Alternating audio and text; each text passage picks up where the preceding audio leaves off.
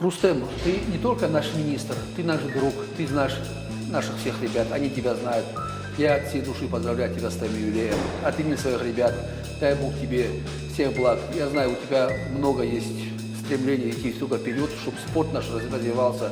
Дай Бог, чтобы к чему ты стремишься, чтобы ты добился всего того хорошего. Дай Бог, чтобы ты был счастлив в жизни, с кем ты живешь, с твоей семьей, с друзьями, чтобы у тебя было поменьше огорчений в жизни.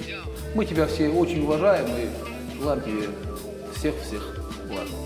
Честный день рождения, тебя счастливым нет. Пусть рады всем мгновениям украсит яркий цвет. И в жизни все получится, как хочешь, любишь ты. Как будто в сказке сбудется желания и мечты. Днем рождения, Рустем Казбекович!